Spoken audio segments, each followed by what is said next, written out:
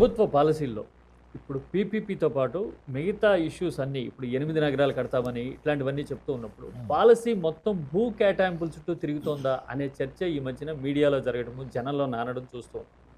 ఈ 8 నగరాల్లో ఇప్పుడు మీ ప్రాంతానికి సంబంధించి బందర్ పోర్టు చుట్టుపక్కల భూములు కూడా ఒక నగరంగా నిర్మిస్తారని, ఆ చుట్టుపక్కల భూముల్ని పీపీపీ మోడల్లో ప్రైవేట్‌గా అప్పగిస్తారని ఈ మధ్యన మాట్లాడడం కనపడతా ఉంది.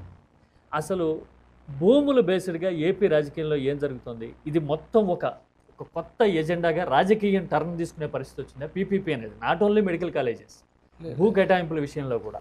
భూ కేటాయింపులంతా అంటే మెయిన్ ఫోకస్ అంతా కూడా సంపద సృష్టి సార్. సంపద సృష్టి మీదే భూ కేటాయింపులంతా జరుగుతున్నాయి. సంపద సృష్టి కోసమే. వేరే అంటే ఎలాంటి సంపద సృష్టి అది? అంటే ఈ సంపద సృష్టి అంటే అనామతి కంపెనీలకి, క్రెడెన్షియల్ లేని కంపెనీకి, షేర్ క్యాపిటల్ లేని కంపెనీకి, అసలు క్యాపిటలే లేని కంపెనీలకి, ఏమాత్రం సున్నా అనుభవం ఉన్న కంపెనీలకి కోట్ల రూపాయలు విలువ చేసేటువంటి ప్రభుత్వ ఆస్తిని, ప్రజల ఆస్తిని 90 పైసలకి, 99 పైసలకి, ₹1 ముప్పావులకి ఇచ్చేస్తున్నామని చెప్పి ఇచ్చేయటం. ముందేం చేస్తున్నారంటే శ్రీకారం చుడతా ఒక పెద్ద కంపెనీకి ఇస్తారు. గమ్మత్ ఏంటంటే ఆ ఏ పెద్ద కంపెనీ వీళ్ళు చెప్పేటువంటి క్రెడెన్షియల్స్ ఉన్నటువంటి ఏ పెద్ద కంపెనీ కూడా బయట రాష్ట్రాల్లో ఫ్రీగా ఎక్కడ కూడా భూమి తీసుకోవాలి. అన్నీ వాళ్ళ సొంతంగా వాళ్ళు ప్రైవేట్గా ఎక్వైర్ చేసినటువంటి ల్యాండ్లోనే వాళ్ళు ఆఫీసులు పెట్టారు అన్ని చోట్ల భారతదేశంలో మీకు ఎక్కడైనా సరే. అటువంటి కంపెనీలకి ఫ్రీగా ఇవ్వటం, ఒక మాల్ కట్టుకునేవాడికి ₹100 కోట్ల ఆస్తి ఫ్రీగా ఇవ్వటం, ఒక ఆస్తితో పాటుగా 4 ఆస్తులు ఇవ్వటం. అహ్మదాబాద్లో మనం చూసాం కదా, కోట్లు పెట్టి భూములు కొనుక్కున్నారు. 200 చిల్లర కోట్లు పెట్టి అంత పెట్టుకున్నాడు. మరి ఇక్కడికి వచ్చేప్పటికి ఆయనేమో పోనీ గవర్నమెంట్ ఆస్తి కూడా కాదు, ఆర్టీసీ అంటే ప్రజల కోసం నడపబోతున్నటువంటి, ప్రజాక్షేమం కోసం భారాన్ని మోస్తూ నడపబడుతున్నటువంటి ఆర్టీసీ ఆస్తిని మీరు ఎవడికో దానం చేస్తారు. అత్త సొమ్మాలుడు దానం చేసినారు. ఆర్టీసీ ఒక కార్పొరేషన్ కదా, అది ప్రజల ఆస్తి కదా, ప్రజల కోసం సృష్టించబడింది కదా. దాని ఆస్తిని మీకేం హక్కు ఉంది ఇవ్వటానికి? ఎలా ఇస్తారు మీరు? ఆర్టీసీలో ఒక బైలాస్ ఉన్నాయండి. ఆర్టీసీకి ఉన్న ఏ ఆస్తినైనా సరే వేలం ద్వారా మాత్రమే అద్దెకి ఇవ్వాలి తప్పితే నామినేషన్ బేసిస్లో అద్దెకిచ్చే అధికారం ఎవరికి లేదు. ఆర్టీసీ బైలాస్ అయ్యి ఆర్టీసీ బైలాస్ని కూడా వక్రీకరిస్తారు. అంటే ముఖ్యంగా అధికారం ఉంటే ఎవరి నోరైనా మూయిస్తారు, ఏమైనా చేయిస్తారు. అల్టిమేట్గా వీళ్ళ ముగ్గురికి సంపద సృష్టి జరగాలి. అంటే ఇప్పుడు భూముల విషయంలో ఒక కాంట్రాస్ట్ కనబడుతుంది సార్. ఎలాగంటే 99 పైసలకి భూములు ఇస్తారు వైజాగ్లో ఇలాంటి చోట్ల. తర్వాత పీపీపీ మోడల్లో ఈ పోర్టుల చుట్టూ మిగతా చోట్ల 8 నగరాల చుట్టూ అని చెప్పేసి ఇప్పుడు ఇంకొకటి అది. అయితే ఈ 2 విధానాలకి భిన్నంగా అమరావతి విషయంలోకి వచ్చేసరికి మాత్రం ఎకరం 25 కోట్లు వస్తాయి, ఆ భూములు అమ్మి రాజధాని కోసం చేసిన అప్పులు తీరుస్తాము అని చెప్తున్నారు.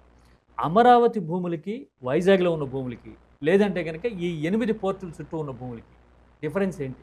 అన్నీ ఏపీలోనే కదా ఉన్నాయి సార్. గమ్మత్తు ఒకటి మీరు ఈ మధ్య గమనించినట్లేరు, నారాయణ గారు చంద్రబాబు నాయుడు గారు ఒక మాట మాట్లాడుతున్నారు. అమరావతిలో ఎయిర్పోర్ట్ కట్టాలంటే ఎయిర్పోర్ట్కి భూమి కనపడతలేదు కాబట్టి ఇంకొక 20,000 ఎకరాలు ఇవ్వండి అంటున్నారు ఎయిర్పోర్ట్కి. 2వ విడత భూ సమీకరణ ఎయిర్పోర్ట్కే 20,000 ఎకరాలు. మరి ఉన్న భూమి అంతా ఏమైంది? 56,000 ఎకరాల్లో 55%, 60% పోయిందనుకోండి. మిగతా 40-45%లో సగం రైతులది, సగం అదే వాళ్ళది. సగం ఎక్కడ వస్తుంది? 1800 గజాలే కదా వాళ్ళకి ఇచ్చేది. అది పోని మిగతాదంతా ఏమైపోయింది? అంటే దానికి ఒక లెక్క చెప్పారు కదండి ఈ మధ్యన. మిగిలింది మొత్తం డెవలప్మెంట్ పనులకు కానీ కేటాయింపులకు కానీ పోగా 4,000 ఎకరాలే మిగిలింది. ఇప్పుడున్న పరిస్థితుల్లో అమరావతి మున్సిపాలిటీగా మిగిలిపోతుందన్నారు కదా చంద్రబాబు. మీరు చెప్పిన దానికి వస్తాను. చంద్రబాబు నాయుడు గారి స్టేట్మెంట్ని రీట్రేట్ చేస్తూ మళ్ళీ అక్కడ మీరు మాట్లాడారు. ఏమని? 56,000 ఎకరాల్లో ఉన్నటువంటి అమరావతిలో అమరావతి మీద చేసినటువంటి దాదాపుగా 1,00,000 కోట్లకు చేరిపోతుంది అప్పు. 1,00,000 కోట్ల రూపాయల అప్పుని అక్కడ భూమి అమ్మే తీరుస్తూ ఉన్నారు. ఇప్పుడు భూమి లేదంటున్నారు. అంటే ఏంటి దాని అర్థం? ఏం జరుగుతుంది? ఒక అయోమయం అంటే పాలకులే అయోమయంగా ఉన్నారు. నిన్నటిదాకానేమో అది సెల్ఫ్ సస్టైన్ ప్రాజెక్ట్ అని చెప్పారు. ఇవాళేమో 1,00,000 కోట్ల అప్పు చేసి ఇంకా భూమి లేదంటున్నారు, భూమి అయిపోయింది అంటున్నారు. భూమి అయిపోయినది ఏడు చేస్తామంటే మళ్ళీ భూమి ఇంకా 1,000 ఎకరాలు, ఇంకో 20,000, ఇంకో 20,000 తర్వాత ఇంకో 10,000, ఇంకో 10,000 తర్వాత ఏదో అన్న సామెతగా ఉంటుంది, ముతక సామెతగా. ముందు దానికి ఇంతవరకు మొగుడు లేడు, కడదానికి కళ్యాణం అని చెప్పాను. ఇంతవరకు వీళ్ళకి ప్లాట్లు ఇవ్వలేదు. రోడ్లు వేయడం సంగతి దేవుడు ఎరుగు. ఎమ్యూనిటీస్ అంటే మంచిళ్ళ పైప్ లైన్లో, కరెంట్ స్తంభాలో, డ్రైన్లో ఇట్లాంటివన్నీ దేవుడు ఎరుగు. రోడ్లు వేయకపోవడం దేవుడు ఎరుగు. ప్లాట్ పంచిపెట్టలేదు. చెరువుల్లో ప్లాట్లు పంచిపెట్టారని చెప్పని రాస్తున్నారు. దాదాపుగా 2015-16 సంవత్సరంలో వీళ్ళ మాటలు నమ్మి భూమి ఇచ్చినటువంటి రైతులకి ఇంతవరకు న్యాయం జరగలేదు. న్యాయం జరగకపోగా మళ్ళీ కొత్తగా భూమి ఇమ్మని చెప్తున్నారు. సెల్ఫ్ సస్టైన్ అన్నారు, వాళ్ళు భూమి లేదంటున్నారు, అమ్మటాకి భూమి లేదంటున్నారు, ఇవ్వటాకే భూమి లేదంటున్నారు, ఇంకా అమ్మటాకి ఎక్కడదే. కాబట్టి అంటే ఈ అమరావతి అనేది ఒక గందరగోళంలో ఉంది. అధికారులకు తెలియట్లేదు. అప్పుడు ఈ 18 మాసాల్లో 3 అధికారులు మారారు అమరావతికి. అధికారులు మారిపోతున్నారు, మంత్రి ఒకడే ఉంటున్నాడు. మరి ఆయన కూడా మారతాడేమో రేపో మేపో. ఆల్రెడీ మాకొద్దు అంటున్నారు నారాయణని. ఇప్పుడు పెమ్మసాని తెచ్చారు కేంద్ర మంత్రిని. ఆయన కేంద్రం కదా, మరి ఇక్కడ మరి ఇతను కూడా మా ఐఏఎస్ ఆఫీసర్లు మార్చినట్టు ఇప్పుడు నారాయణ కూడా మార్చి ఇంకో మంత్రిగా ప్రస్తుతం పెమ్మసానికి ఇచ్చారు. పెమ్మసానికి తీసి మళ్ళీ ఇంకెవడికి ఇస్తారు.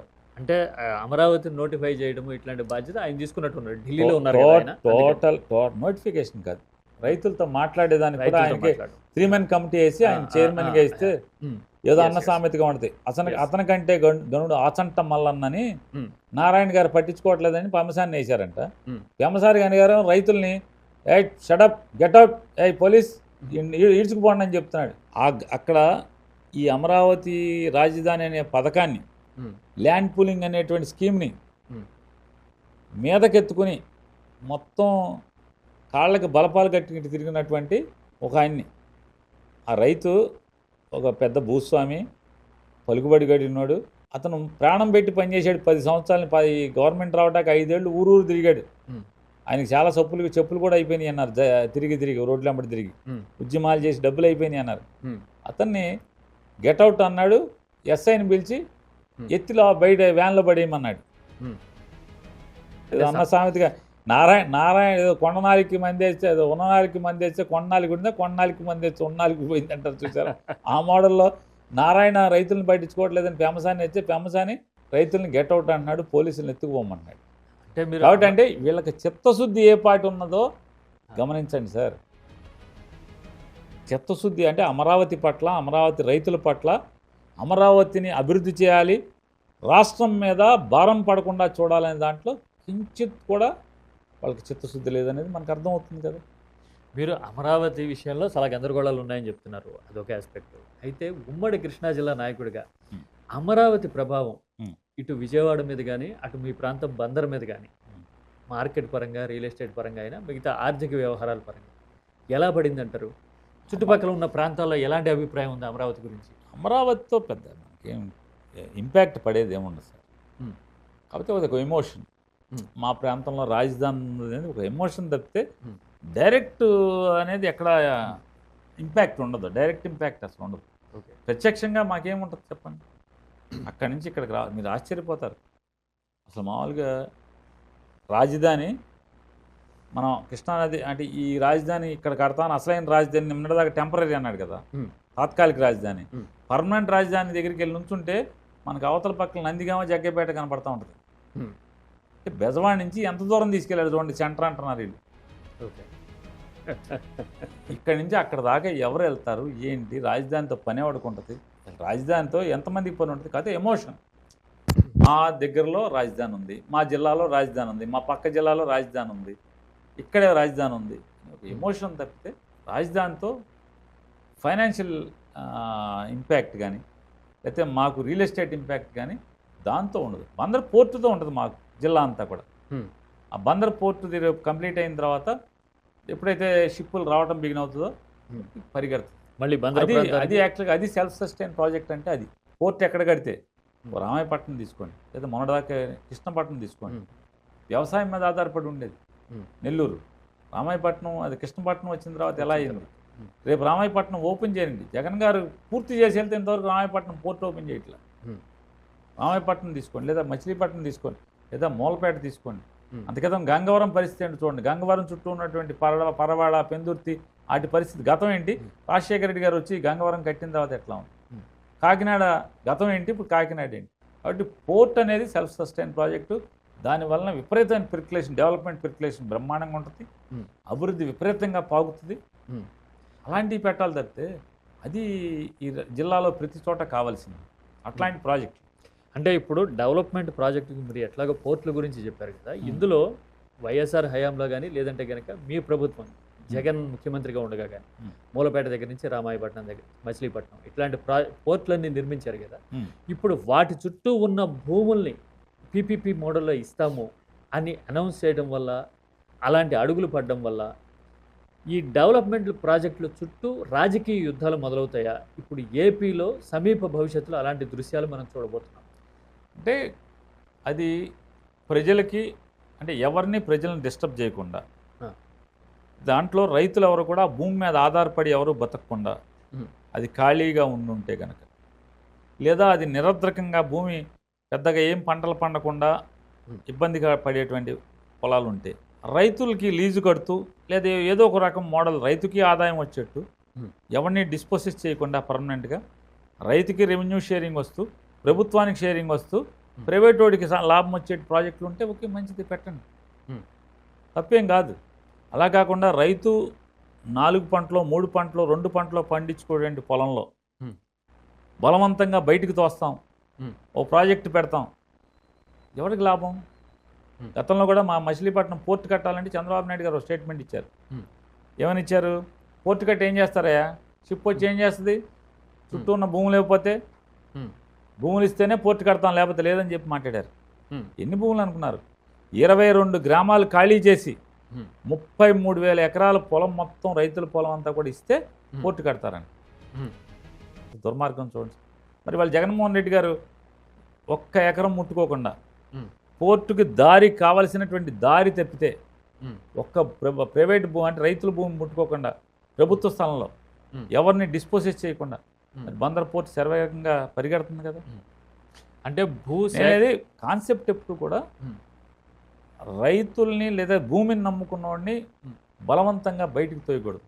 తోసిన జగన్మోహన్ రెడ్డి గారు చెప్పేటువంటి ఆయన పాలసీ, మనం గతి లేదు, ఎవరైనా తొయ్యాలన్నా నవ్వుతూ మనకు పొలం ఇచ్చేట్టు ఉండాలి. మనకు పొలం ఇచ్చి నవ్వుతూ వెళ్ళాలి. రైతు సంతోషంగా ఇక్కడ నాకు ఎకరం డబ్బులతో బయట 2 ఎకరాలు కొనుక్కుంటాననేంత ప్రతిఫలం వస్తే నవ్వుతూ వెళ్తాడు. రైతును సంతోషంగా భూముల నుంచి వదిలి, అంటే భూమి అనేది ఎమోషన్ సార్, తాతల నుంచి తండ్రుల నుంచి అక్కర్లా. ఇవాళ చిన్నగా ఒక బడ్డీ కొట్టేసుకుని బతుకుతుంటే జీవనాధారం, ఆ బడ్డీని పీకమంటే ఎంత బాధ ఉంటుందంటే వాళ్ళకి అంత బాధ ఉంటుంది. ఎందుకంటే బాండింగ్ వస్తుంది. అంటే డెవలప్మెంట్ జరగాల్సిందే, అయితే భూ డిస్ప్లేస్మెంట్ పర్మనెంట్గా, అంటే నేను మాట్లాడాను, బందర్లో పోర్టు కావాలని మేము అనేక యుద్ధాలు చేసాం. ఎందుకోసం? మా జీవితాలు బాగుపడతాయి, మా పిల్లల జీవితాలు బాగుపడతాయి, ఈ జిల్లా బాగుపడతాని. అంతేగాని ఆ మచిలీపట్నం పోర్టు గోతులు ఆ పునాదుల్లో మమ్మల్ని వేసి కప్పెడతామంటే మేము మాకు అక్కర్లేదు అటువంటి పోర్టు అని చెప్పి మాట్లాడాం. మా ఊరు అంటే మండలం అంటే బందర్ మండలంలో ఉన్న 22 గ్రామాలు ఖాళీ చేసి, ఊర్లన్నీ ఖాళీ చేసి, మేము బయటికి పోయి కూలి పనులు గాను సెక్యూరిటీ గార్డులకు వెళ్ళాక అక్కడ ఎవరికో పోర్టు కడితే మాకేంటి? ఇది కూడా అంతే. మీరు ఒక ప్రాంతంలో ఒక ప్రాజెక్టు పెడుతున్నారు, ఆ ప్రాజెక్టు వల్ల ఆ ఊర్లో అందరూ అక్కడ ఉండాలి, వాళ్ళకి ఆదాయం ఉండాలి, ప్రభుత్వానికి ఆదాయం ఉండాలి. ప్రభుత్వానికి ఆదాయం ఉన్నా లేకపోయినా వాళ్ళకి మాత్రం, ప్రజలకి మాత్రం ఇందులో ఫలాలు అందాలనేది జగన్మోహన్ రెడ్డి గారి పాలసీ. ప్రజల కోసం అభివృద్ధి, ప్రజలతో అభివృద్ధి, ప్రజల కోసం అభివృద్ధి ఉండాలి తప్పితే ప్రభుత్వాన్ని నడిపేవాడికి లాభం, ప్రైవేట్ వాడికి లాభం, ప్రజలందరూ మట్టి కొట్టి ఆ నోట్లో మట్టి కొడతానంటే ఇది అన్యాయం కదా అంటున్నాను.